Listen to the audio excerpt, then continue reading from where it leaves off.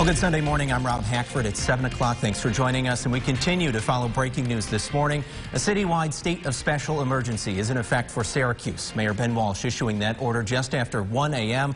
following what were initially peaceful protests in response to the death of George Floyd in Minneapolis that turned violent as the night went on, leading to looting and vandalism across the downtown area. The order puts a citywide curfew in place, prohibiting anyone from remaining in public spaces.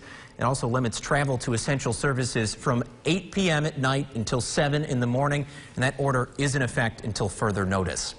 Well, News Channel 9 was on the ground as protesters traveled from downtown Syracuse to Geddes, even making it all the way out to Camillus at one point before heading back to the city. Our Andrew Donovan logging this report after violence started and police had to get involved. This damage is what signifies the transition from hours of peaceful protests to then an overnight of not so peaceful protests.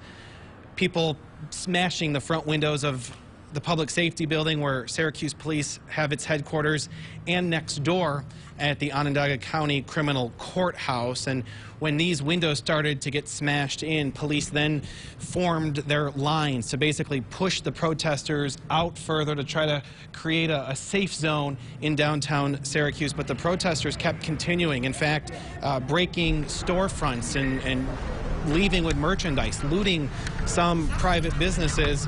It was certainly a rough night for the police officers involved, and their police chief spoke to us around 2 o'clock. I will tell you that our city bent, but we didn't break. We knew that it would be significant. It was. I think that we were prepared for the moment. I think that we did a good job of absorbing a very difficult punch to the face, but we managed it as best we possibly could. No one died tonight. I think that's a victory. There were no serious physical injuries. There's extensive property damage. For that, I apologize to our community, specifically many of our business owners, but I can tell you that your police department and city government, we did everything we could tonight to try to hold on to the city. The chief adds that he respects and appreciates the majority of protesters who kept everything peaceful for a majority of the day, and he asks that if people continue to protest today, they do it peacefully. He also expects the mayor to address the city at some point later this morning. In Syracuse, Andrew Donovan at News Channel 9. Well, Andrew, thank you. Yeah, we're still waiting to hear when the mayor will be speaking today, but Syracuse Police Chief Kenton Buckner adding that after the night's events, less than 10 people were arrested, with some officers having to use non-lethal force.